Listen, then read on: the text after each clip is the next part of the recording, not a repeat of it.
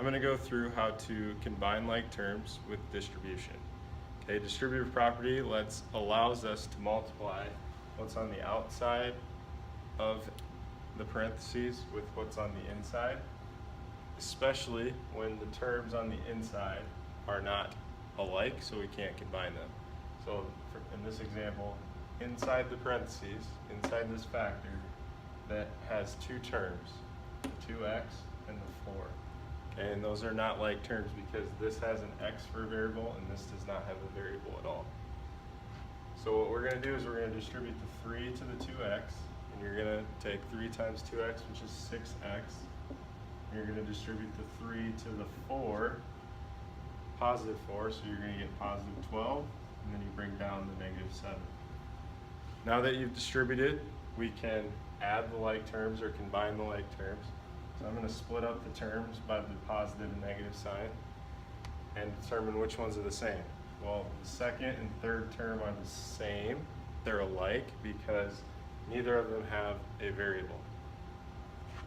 So I'm going to combine those by taking 12 minus 7, and I get a positive 5. And then you can take the 6x down, and you get 6x plus 5. So that is your simplified answer.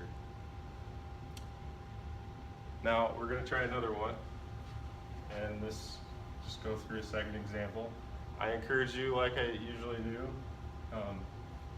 pause the video when I write up the problem and try it on your own and see if you can get the answer, and then compare your work to my work. So we're going to take 2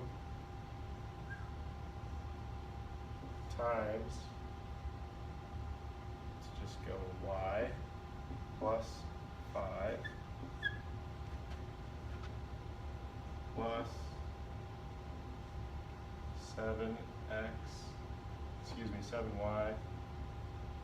plus 1 times 4. Okay, so this is our expression. We're going to have to distribute. Now, the first term here looks similar to what we had in the previous problem. The second term is a little bit different, okay? But the only thing different is that we're going to multiply, what's being multiplied is on the behind the parentheses rather than in front.